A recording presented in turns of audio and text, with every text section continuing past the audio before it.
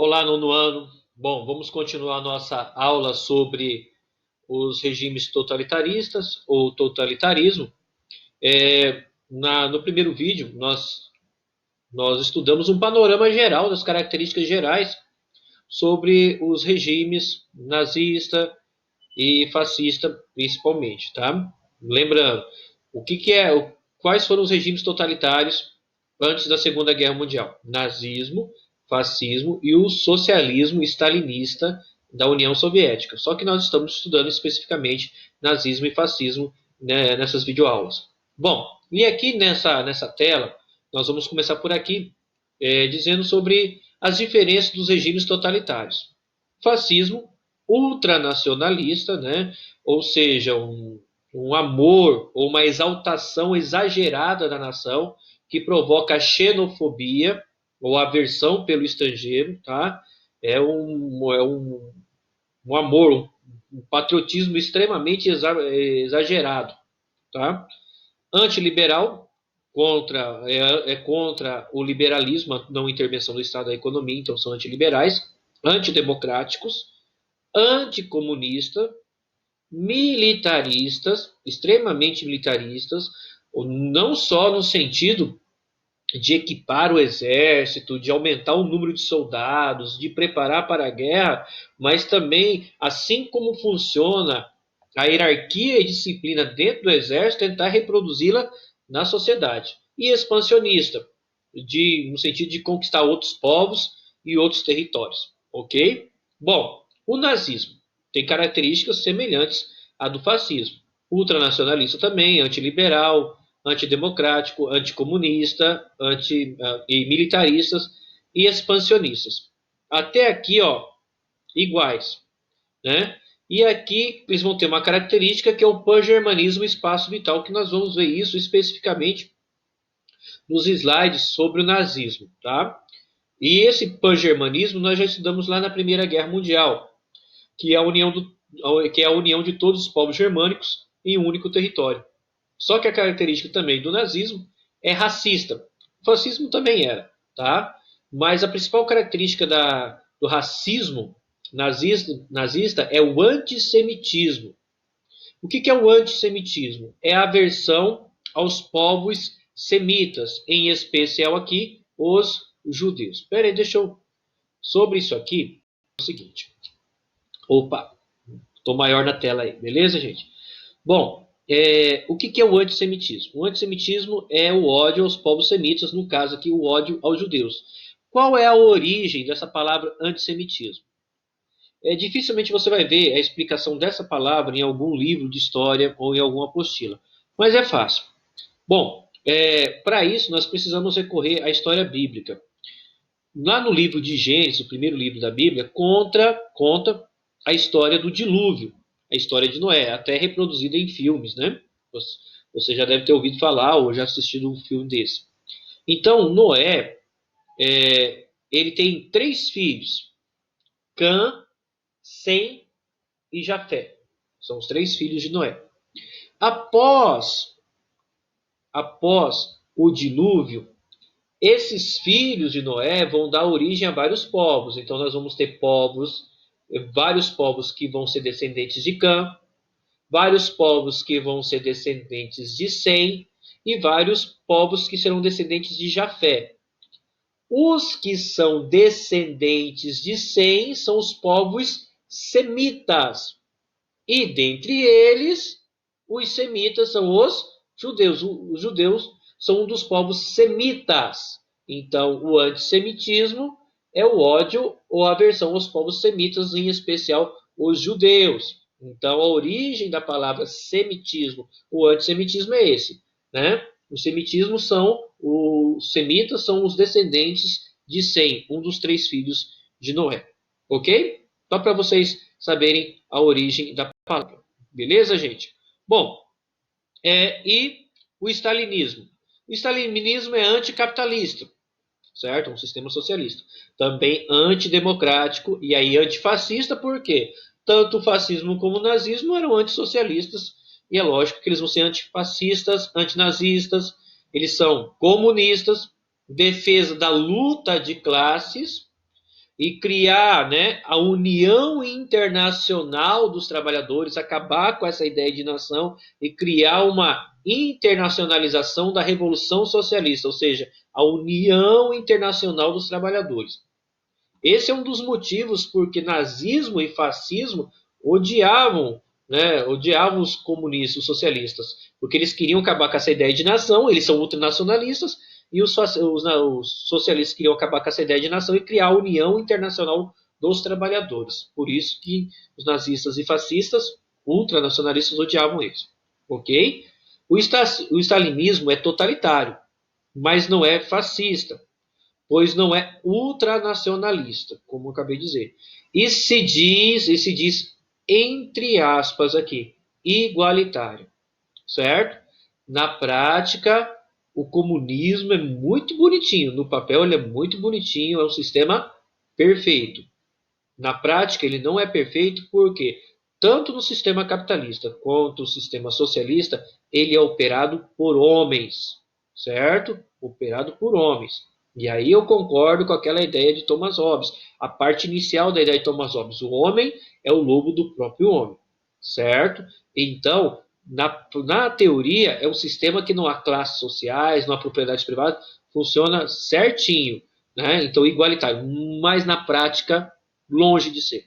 Nunca foi, certo? Nunca foi. Continuando. Bom, e aqui nós começamos então, fascismo vem dessa palavra fácil, feixe, que é esse símbolo aqui, ó, tá? União, né? Como as varas estão unidas aqui, certo? Tá? Então, por isso o nome fascismo vem desse feixe, é um símbolo romano, um dos símbolos romanos antigos, tá?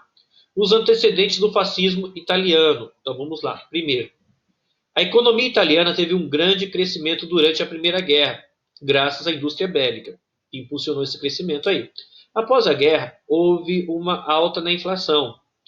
Tá? Isso vai ser comum nos países, gerando fechamento de empresas e desemprego. Lembrando que a Itália, de início, ela está do lado da Tríplice Aliança, ela está do lado da Alemanha, do Império Austro-Húngaro, do Império Turco-Otomano, e no meio da guerra a Itália vai para a Tríplice Entente, porque recebe uma série de promessas, que no Tratado de Versalhes ela não recebe essas promessas, ela é enganada. Tá? E aí ela sai da guerra com essa grave crise econômica gerada a inflação, que vai gerar fechamento de empresas e desemprego. Tá? Contexto aí. Perdas humanas também afetaram o desenvolvimento do país, o que demanda verba de assistência do Estado. Ou seja, além de morrerem milhões de pessoas com a guerra ali na Itália, também milhares de pessoas mutiladas, sem condições de trabalho, e isso são pessoas que têm que serem assistidas pelo governo, pelo Estado. Custam dinheiro, tá? Terceiro ponto, a Itália não recebeu os territórios prometidos pela Tríplice Entente. Ela foi enganada, França, Inglaterra e Rússia, em troca do apoio militar. Isso gerou um sentimento de insatisfação e vingança. Lembra que eu falei para vocês quando estudamos a Primeira Guerra Mundial? Os motivos da Primeira Guerra Mundial são os mesmos motivos da Segunda. E o que nós podemos acrescentar aí, o Tratado de Versalhes, que em vez de resolver os problemas da Primeira Guerra Mundial, vai fazer com que a rivalidade aumente e crie um sentimento de revanchismo. Dentre eles, a Itália está nesse espírito revanchista. Tá? Cresce o número de organizações operárias e socialistas na Itália, principalmente pós-crise de 29. Todo mundo começa a ficar com medo, então cresce aí, ok? Bom, e aí a liderança totalitária. Para proteger a monarquia italiana e o sistema capitalista, surge o Fácil de Combatimento, grupo paramilitar liderado por Benito Mussolini, com apoio financeiro dos latifundiários, banqueiros e industriais. Por quê? Eles enxergam no fascismo a única oportunidade de combater o mal maior, que no momento era o socialismo, certo? Por isso que eles investem. Qual era o mal maior para eles? O socialismo. Então vamos investir, certo?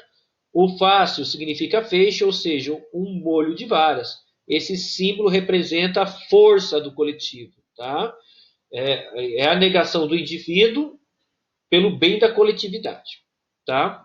Segunda observação, paramilitar é o grupo ou associação com fins políticos partidários, religiosos ou ideológicos, formado por membros armados, que usam táticas e técnicas policiais ou militares para a consecução dos seus objetivos, até amedrontamento, persuasão física, psicológica, certo? Repressão, tá? Foram as armas desses grupos aqui. A liderança totalitária. Em 1922, Mussolini liderou ataques contra organizações operárias e socialistas, tá? E que, lógico, vai agradar os adeptos do capitalismo anticomunistas. Em outubro de 1922, marcha sobre Roma, exigindo que o rei entregasse o poder para Mussolini.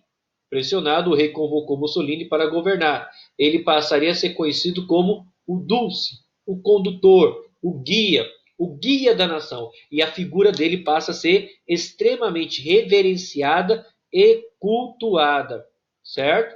Então aqui, ó, sobre as lideranças totalitárias ainda. As medidas de Mussolini para alavancar a Itália, certo? Para tirar a Itália dos problemas econômicos, fortalecer o fascismo na Itália. Obras públicas e de infraestrutura. Para o quê? Combater o desemprego. Então ele investe em obras públicas para gerar emprego, gerar renda. Programas de modernização da indústria, do transporte e da produção bélica. Também vai investir muito em produção de armas. Vai aumentar o número de soldados do exército. Tá? Isso tudo gera renda, gera emprego, mesmo que não sejam salários altos, mas pessoas estão recebendo, tá? E aí pessoas recebendo, eles consomem, começa a girar a economia de novo. O governo fascista reprimia violentamente os opositores. Não havia liberdade de expressão, liberdade de pensamento, de oposição, certo? Então as liberdades individuais, elas são suprimidas aqui. Tá? E aí eles conseguem o tal do totalitarismo, controlar as pessoas na sua esfera pública e privada, como eu falei no vídeo anterior. Tá? E aí outra jogada genial de Mussolini para conseguir apoio da Itália. E aí apoio também da Igreja Católica. Né? O Tratado de Latrão, Tratado de São João de Latrão, conhecido, né, como Tratado de Latrão, de 11 de fevereiro de 1929, acordo assinado entre Mussolini e o cardeal Pietro Gasparri, secretário de Estado de Santa Fé, que previa a criação do Estado do Vaticano, ou seja, a criação do país do Vaticano. Como vocês sabem, nós temos a Itália, é um país, a capital da Itália é Roma, e dentro de Roma tem o Vaticano. O Vaticano é um país, o menor país do mundo, está ali dentro de Roma, certo? Quem é o chefe desse país? É o Papa. Então, quando que o Vaticano se torna um país? Através desse tratado de Latrão de Mussolini com a Igreja Católica, e é lógico, os fascistas, através de Mussolini, né, com esse tratado de Latrão, eles conseguem o apoio do clero católico, conseguem o apoio, o respaldo da Igreja Católica, e aí Mussolini consegue agir e operar do jeito que ele quer na Itália e influenciar na Europa com mais liberdade, do jeito que ele quer, ok? Foi fundamental para ele conseguir apoio esse tratado de Latrão e governar cada vez mais com poderes totais, ok, gente? Nós vamos finalizar aqui na próxima videoaula, nós vamos então estudar sobre o nazismo, certo? Então paramos aqui no fascismo, espero que vocês tenham entendido a aula, espero que tenham vocês gostado, até o próximo vídeo, um abraço a todos.